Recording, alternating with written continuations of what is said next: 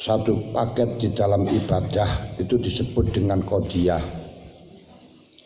Qodiyah itu memuat syarat, rukun, mubtil. Kalau saudara golongan mazhabnya Imam Syafi'i ketika akan pindah tata cara ibadah dengan mengikuti mazhab lain, misalnya Hanafi, itu syaratnya harus satu qodiyah. Pertama, syaratnya harus mengikuti Hanafi, kalau memang pindah kepada Hanafi.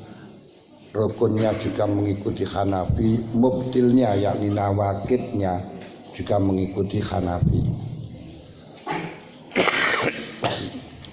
Itu namanya satu qodiyah. Misalnya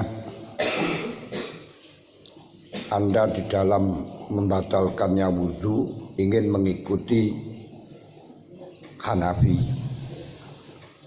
Hanafi itu sentuhan laki-laki dan wanita tidak membatalkan, dengan catatan tidak sampai syahwat dan intisar. Intisar itu bangkit. Pokok enggak syahwat dan enggak bangkit, enggak membatalkan wudu. Atau kita mengikuti mazhabnya Imam Malik. Sentuhan laki-laki dan wanita tidak membatalkan selama tidak disertai dengan tekanan nafsu. Bukan karena syahwat, misalnya senggolan gak sengaja, tabrakan gak sengaja, ini gak membatalkan. Kita boleh mengikuti Imam Malik walaupun kita mazhabnya Imam Syafi'i dengan catatan satu qodiyah. Satu qodiyah itu satu paket. Apa yang dimaksud satu qodiyah adalah yang memuat syarat, rukun, mubtil. Mubtil dalam istilah bab wudu disebut dengan nawakid. Nawakidul wudu.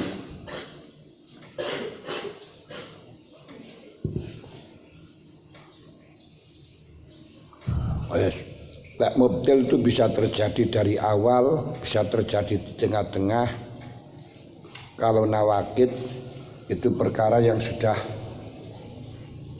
sah kemudian menjadi rusak, itu nawakid. Perkara yang sudah sah menjadi rusak.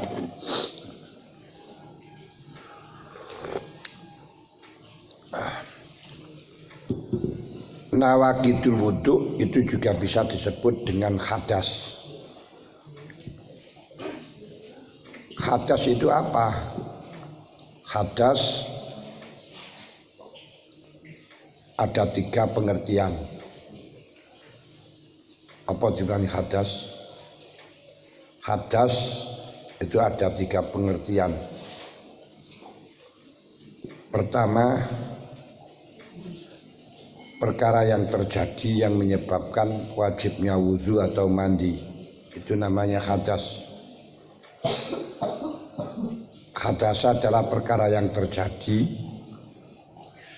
yang mewajibkan wudu atau mandi. Ini disebut dengan hadas. Kalau seperti ini, kentut itu namanya hadas. Sentuhan laki-laki wanita itu namanya hadas. Hilangnya akal itu namanya hadas. Keluarnya barang dari jalan dua namanya hadas. Kalau hadas itu perkara yang terjadi di dalam wudu atau mandi, ketika memberi makna menghilangkan hadas itu harus berasosiasi dengan menghilangkan hukumnya hadas, tidak boleh menghilangkan hadas. Kenapa? Karena perkara yang sudah terjadi nggak bisa dihilangkan. Berarti lek wudu malih niat ingsun wudu krana ngilangaken hukume hadas. Paham? Hadas ada beberapa pengertian.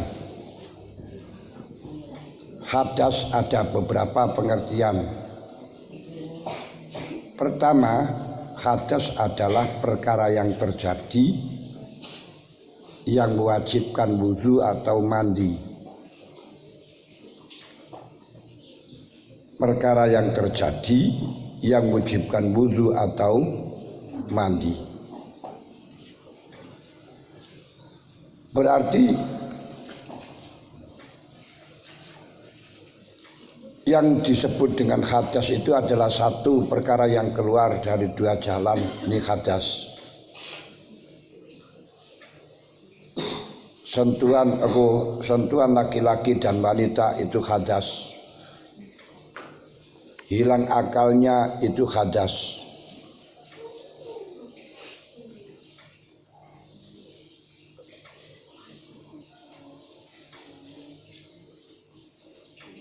Menyentuh kubulnya anak Adam itu hadas. Kalau hadas ini diartikan dengan perkara yang terjadi, tentunya di dalam tidak bisa dihilangkan dengan wudu.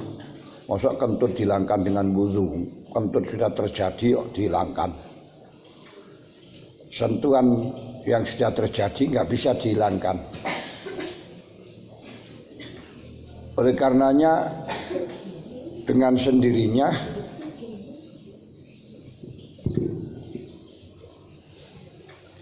di dalam wudu tidak sah untuk menghilangkan hadas, tapi niatnya harus menghilangkan hukumnya hadas. Mergo hadas nggak iso hilang. Ini kalau kita artikan hadas itu adalah perkara yang terjadi. Paham? Duh, menengah itu. Ranyantol.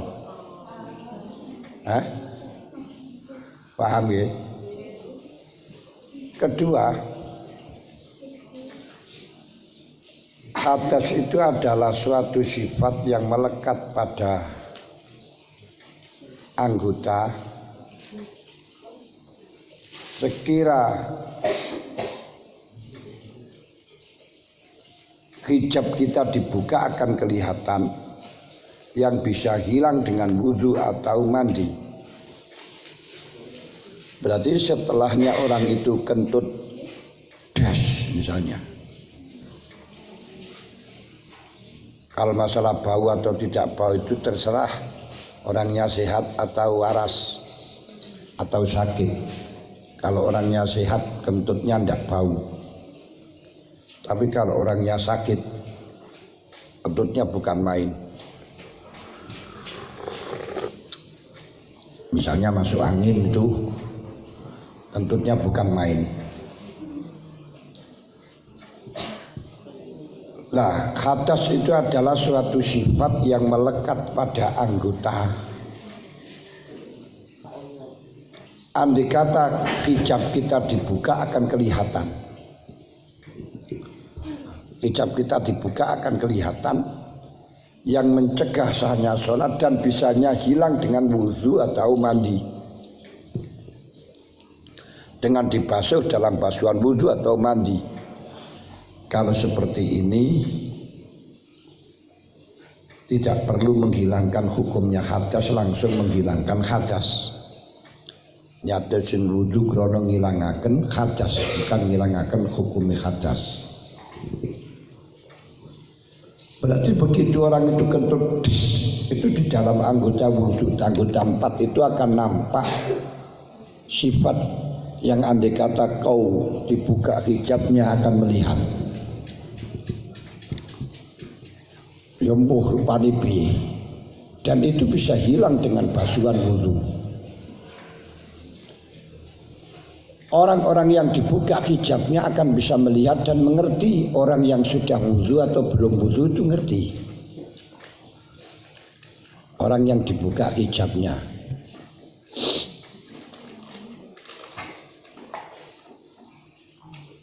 Seperti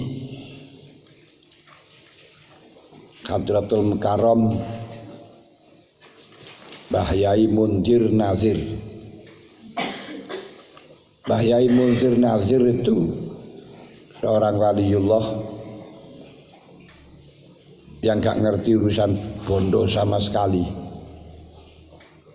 Janemi Pondok Maunasari Bandar Kidul dari almarhum Al-Malfurlah. Itu ketika ada anak santri kok belum azan, anak santri kok azan dan dia belum wudu, langsung ditimbali. Tahu dia. Hayya 'alas sholat. Kang, ini Kang.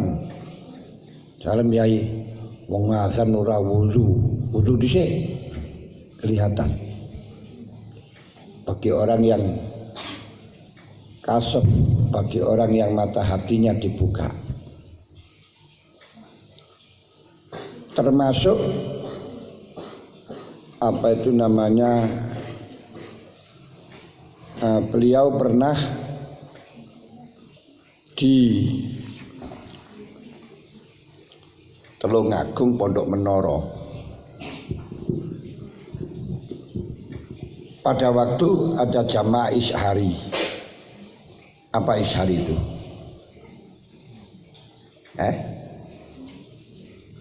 Ikatan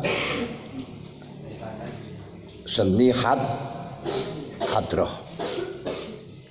Ikatan Seni Hadroh Indonesia. Pekerjaannya selalu terbang, tapi nggak pernah naik. Jadi orang yang terbang nggak pernah naik ya Isyhari itu. Ketika beliau melihat orang-orang Isyhari mungkin nggak tahu kelihatan dia tidak wudu. Tengah-tengah terbang dihentikan oleh beliau. Hop, Kang prai dhisik, wudu dhisik, nanti setelahnya wudu terbang lagi. Bukan wudu. Beliau yang punya mata hati bisa mengetahui, bisa melihat nyata kalau ada orang tidak wudu. Ini loh. Itu insting. Seperti ini saja. Kita itu bisa membedakan, bisa melihat antara ini orang ini Islam dengan orang ini Kristen. Tidak usah dengan mata hati yang begitu dalam. Dengan sederhana bagi orang yang sudah terbiasa kan bisa membedakan iki wong Kristen karo wong Islam niku ketok. Potongane niku ketok. Bisa enggak bedano? Bukan kegiatannya, dilihat wajahnya itu saja kelihatan. Antara santri yang sergap sholat karo orang sing preman podo-podo, orangnya berubah pakaiannya begini. Anda lihat kira-kira bisa bedano enggak? Enggak. Itu berarti mata hatinya sangat tertutup. Kalau yang agak terbuka sedikit itu saja kan bisa bedakan. Oh itu wongku preman, wongku duduk. Bahkan kita bisa mendengar orang ini biasa baca Quran atau tidak. Ketika baca Quran itu bagaimanapun kita bisa melihat, mendengarkan. Oh itu bacaan yang ini berarti ora tau maca. Wong ora tau maca Quran, ora tau ndres Quran. Ini akan nampak, kelihatan. Makanya orang-orang yang punya kasaf, bisa terbuka hatinya, bisa melihat. Saiki ndelok wong sing biasa wudu karo gak pernah wudu, itu kelihatan. Wong ora tau wudu niku angker ketoke. Serem. Lah wong sing biasa wudu itu wajahnya cerah, binar-binar, bercahaya. Niku dijejer kan wis ketok isan. Sekalipun toh misalnya kulitnya pada putih, tapi antara orang yang biasa wudu dengan tidak biasa wudu jejer, nampak, kelihatan. Antaranya wis padha hiteme antarane wong sing biasa wudu tidak biasa wudu kelihatan. Ini menunjukkan bahwa ketika orang itu hadas dan tidak pernah diwudu itu akan kelihatan sifatnya itu rada angker jelek ngono. Dadi wong ngene iku kaya kumuh. Niku kelihatan. Yes. Karenanya kalau di situ hadas adalah suatu sifat yang melekat kepada anggota yang dimana ketika hijab kita akan dibuka akan kelihatan. Maka di sini dan hilangnya dengan wudu atau mandi, maka di sini di dalam menghilangkan hadas, di dalam wudu niatnya menghilangkan hadas, tidak usah dilangi hukumi hadas. Sing turu-turu dugaan terus kongkon ngadeg. Ngadeg kowe, ngadeg. Karo ngadeg sedeluk ben ben ilang ngantuke.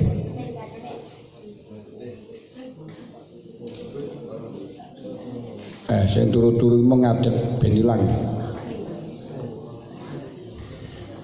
Ayo ngadeg ben ilang, ora ngadegno sampeyan ngadegno setan niku ben ilang.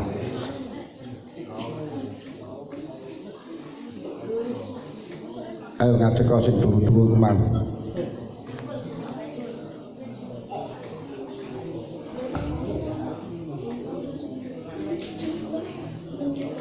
Wes.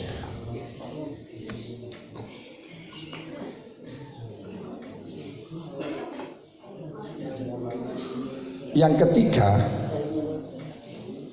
hadas adalah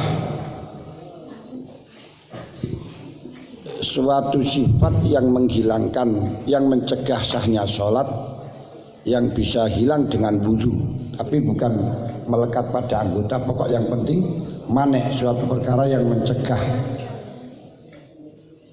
suatu perkara yang mencegah sahnya sholat, yang disebabkan perkara yang terjadi, yang bisa hilang dengan wudu atau mandi. Ini menurut versi ketiga ini juga cukup menghilangkan hadas, tidak perlu menghilangkan hukume hadas. Jadi niat ingsun wudu krana ngilangaken hadas cilik, ora hukume hadas. Kalau memang dikehendaki sifat itu.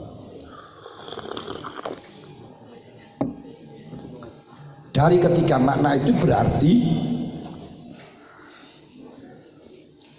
wudu yang diniati dengan menghilangkan hukum hadas, bukan menghilangkan hadas, yaitu ketika kita memberikan pengertian hadas adalah suatu perkara yang terjadi. Hadas adalah suatu perkara yang terjadi. Yes. Al-awwal nawaqidul wudu'i utawi pira-pira perkara kang ngrusakaken wudu iku arba'atu asya'a, papat pira-pira suci-suci. Belajar ilmu agama niku satu kali kalau diamalkan, diapalno gak akan lali sampai mati dan sampai akhirat nanti. Makanya pelajaran yang seperti ini apalkan, Nanti ketika pindah kitab Fathal Qorib, Fathal Mu'in, Fathal Wahab, Fathal Jawab, semuanya gak akan berubah, sama. Itu ilmu agama gak akan berubah. Lain halnya kalau belajar ilmu umum, LKS saja pindah kelas sudah ganti, dan itu pun nanti sudah gak bisa dipelajari oleh adik-adiknya, ganti lagi.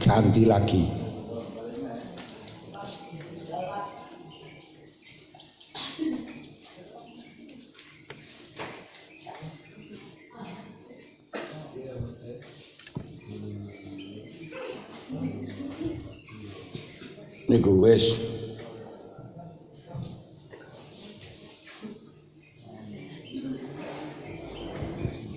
makanya dipahami diapalno niku sampean iso sepisan gak akan lupa, gak akan hilang sampai kapanpun, gak akan berubah lagi.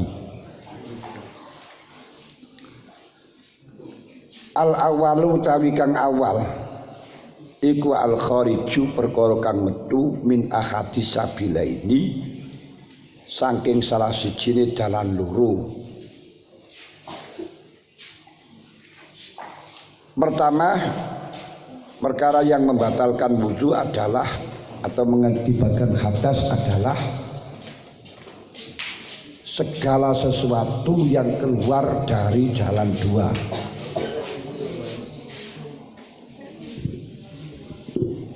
Sing kari mau lugu kene ngarep kene. Kene. Woi. Le. Kene sing teko kene nang kene. Nang kene.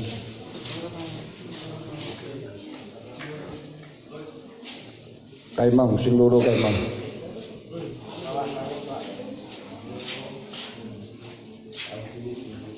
Napa kok kari?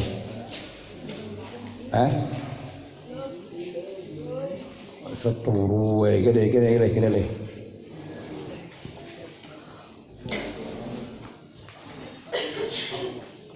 Perkara yang batalkan wudu yang pertama adalah segala sesuatu yang keluar dari salah satu dua jalan.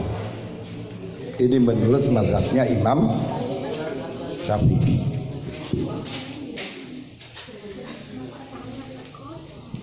Singkari nang ngarep.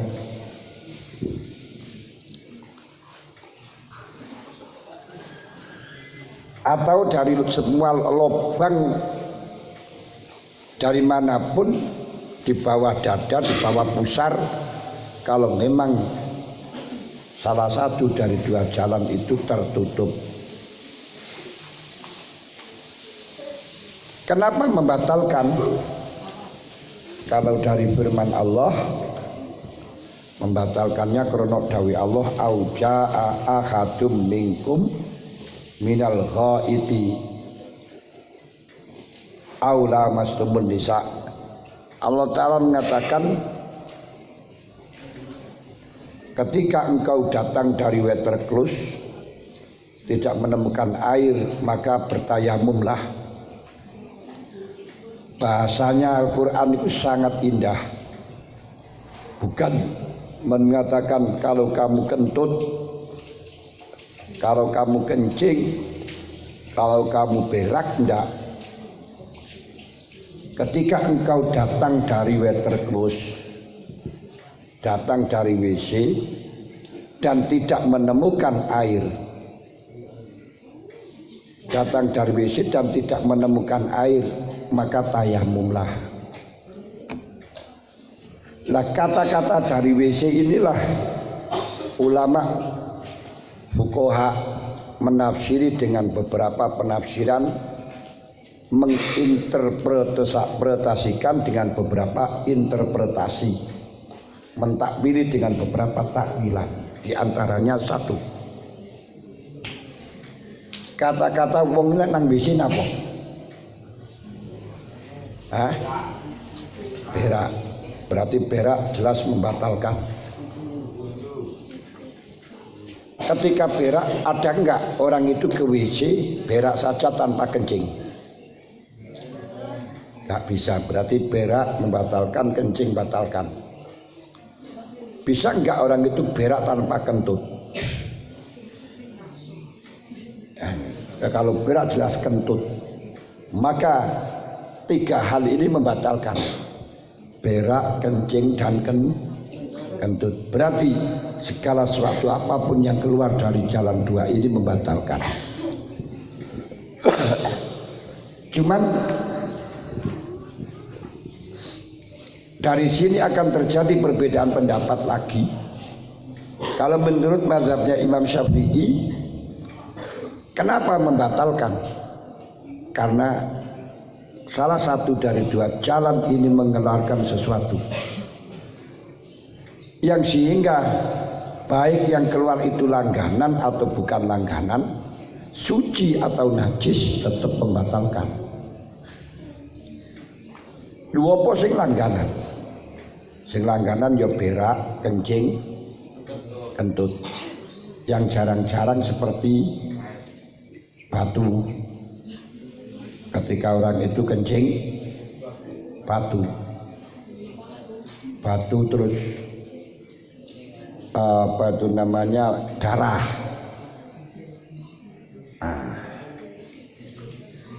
Baik perkara itu suci atau najis.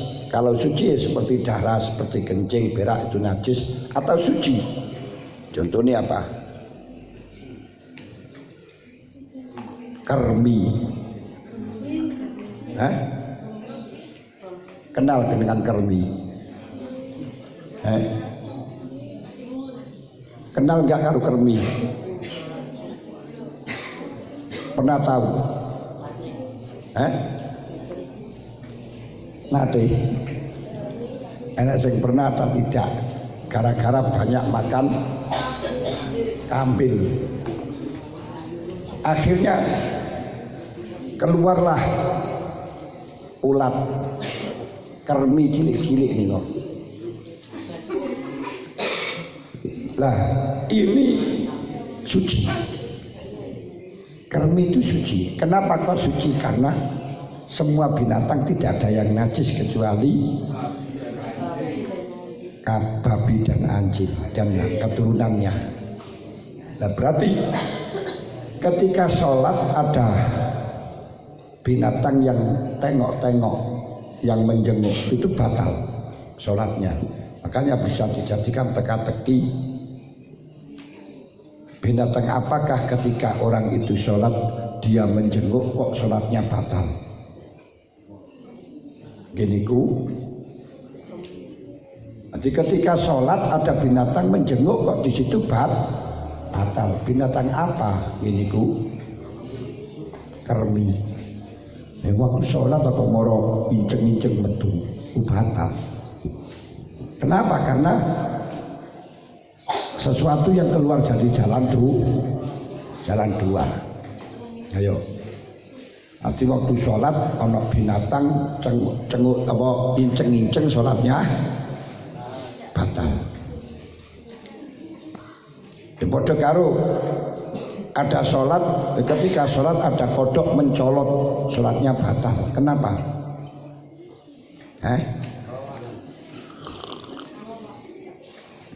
Waktu sholat ada kata melompat, sholatnya batal. Kenapa?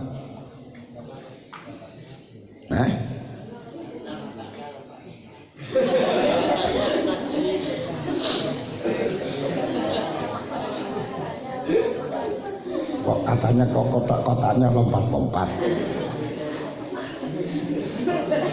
Kenapa ya batal? Kok batal ya karena sholat tidak boleh lompat-lompat, harus diam. Sholat kok lompat-lompat ya batal. Makanya kalau ada kata jangan lompat, diam saja. Lagi ya, lagi wong sholat kok ono kata kok melompat, batal sholatnya. Loh kenapa? Karena harus diam, tidak boleh bergerak keras. Nah, kalau sholat kok melompat-lompat batal, ya. Jangan lompat. diam saja.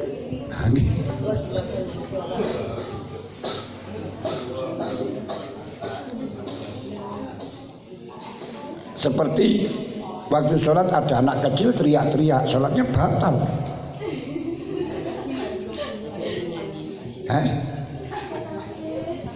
Loh iya, ketika sholat ada anak kecil kok teriak-teriak, ya batal sholatnya. Loh kenapa? Ya tidak boleh teriak-teriak, jangan teriak-teriak. Diam saja, ada anak kecil kok teriak-teriak, biarkan saja anak kecil. Lah gitu.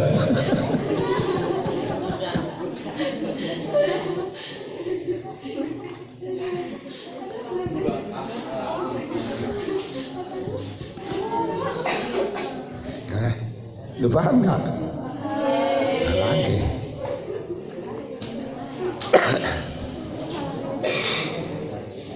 Makanya ketika sholat sekalipun tuh ada anak kecil jangan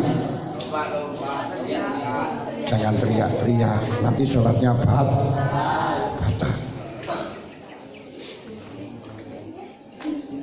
Keluarnya suatu itu dari depan atau belakang, walaupun dari depan kentut. Apa bisa? Niku lek tek wong wedok niku kok depan iso kentut put ngono. Nggih, iso kentut. Kalau menurut Imam Malik yang ketika ke WC itu mengeluarkan sesuatu yang wajar, yang langganan. Namanya ke WC itu yang dikeluarkan ya berak, kencing, kentut. Makanya kalau yang keluar itu tidak langganan, tidak membatalkan. Berarti kalau ada orang kencing manis, kencing batu, darah atau kermi itu tidak membatalkan cara Imam Malik. Cara Imam Abu Hanifah membatalkannya itu apa? Karena najis. Karenanya dikembangkan semuanya mengeluarkan najis, membatalkan wudu. Disampan mimisem itu batal wudu, cantuk itu batal wudu. Kenapa? Ya tadi hadis dalilnya sama, al-ja'ahatu minkum minal ghaid. Allah Ta'ala mengatakan ketika datang dari WC maka harus wudu, sedangkan dari WC itu mengeluarkan sesuatu itu najis. Makanya dikembangkan semuanya yang najis membatalkan. Paham? Wes. Rihin padha uga angin au gairihi liyane angin. Angin niku maruta. Berarti maruta sing gondo maruta. Gondo niku abu, maruta niku angin. Gondo maruta maknane kentut. Mergo angin sing mambu. Gondo niku ambu, maruta niku angin. Gondo maruta angin